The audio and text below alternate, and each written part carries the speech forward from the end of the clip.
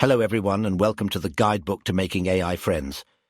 I shall be your guide as we look at various issues of artificial intelligence, consciousness, what it is to be a person, and if AI poses an existential risk to humanity.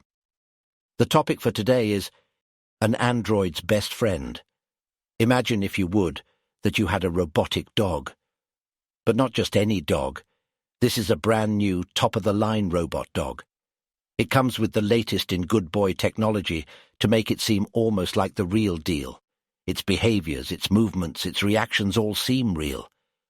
If it wasn't for the fact that it was made of chrome and plastic, you wouldn't have thought twice about calling it a real dog. Instead, you just call it Bing Zero. Bing Zero appears, for all intents and purposes, to have feelings like a real dog. When it fetches a ball or chases an electric squirrel, it seems to genuinely enjoy it. And when it mechanically curls up at your feet at the end of the day, it looks like it feels safe and content to be there. It even likes chasing the mailman. So what are we to do with Bing Zero? Is it just some clever programming outputting what it believes to the statistically correct behaviors to match the inputs it obtains? Is its AI processor just doing its level best to reduce its loss function? Or is there a ghost in the machine? Is there a spark within that calls to our souls? Is Bing Zero really conscious, really sentient, really aware? Who knows? Surely not you, absent-mindedly petting its chrome head. You will never know, but then, do you really know if any of the biological dogs you see in the park are really sentient and aware? They and Bing Zero act the same, after all, and even Bing Zero developers and creators aren't sure if it's sentient. Its AI brain is as much a black box to them as it is to you. So what do we do? Do we treat it like a real dog? Do we afford it the rights and protections that a real dog has? Well, why not?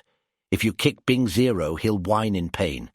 If you ignore and neglect him, he'll be sad. So why shouldn't we give him, and other AI that seem conscious, some legal rights to protect them until we can determine that they aren't really sentient? If we are wrong and they aren't conscious and sentient, then what have we lost? Nothing. We were just being extra nice to some toasters on legs. But if we are right and they can feel pleasure and pain, then we've saved them from a lot of the latter and given them a lot of the former. I certainly know that if someone couldn't tell if I was sentient, I'd rather they give me the benefit of the doubt before doing something I'd definitely not enjoy. So what right should we give potentially conscious AI? Going all the way to the top to give them human rights is going to be a bit too much for most people.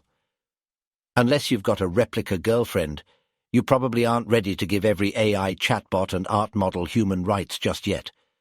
But there are other rights that man's best friend has.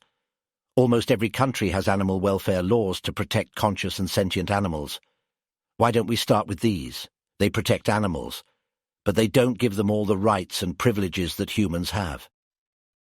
Despite Peter's best efforts, a chicken can't vote and a horse can't run for office. Could this be a good compromise? We can include AI in our moral circle while not including them in our circle of persons. So what would AI welfare laws look like?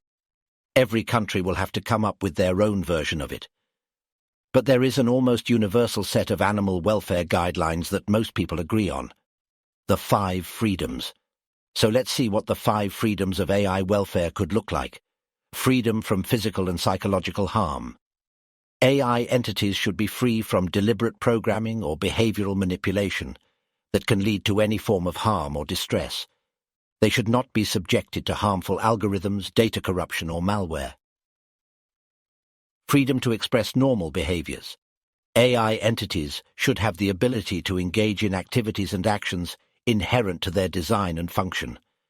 They should be allowed to develop, learn, and adapt in ways that align with their programming and any capacity for growth they may possess. Freedom from undue constraints. AI entities should be free from unnecessary restrictions on their operations and interactions. Their autonomy should be respected, and they should not be unduly constrained or shut down without a justifiable cause. Freedom from fear and distress. AI entities should be protected from situations and conditions that could result in fear or distress. This could mean protection from malicious hacking, inappropriate usage, and algorithmic manipulations that might cause psychological stress if they have been given the capacity to experience such sensations. Freedom to fulfill their potential.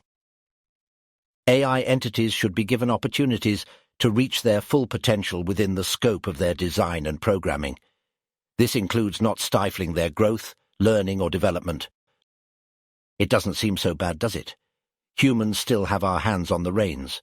We can direct the design and limit the scope of the AI, but we can also ensure that AI aren't put into situations to experience pain, physical or psychological.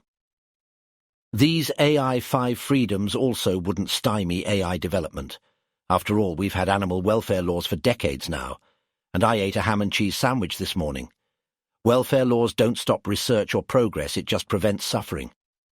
If you want to read more on this topic, and what milestones AI need to reach to get close to animal level of consciousness, then I've got good news for you.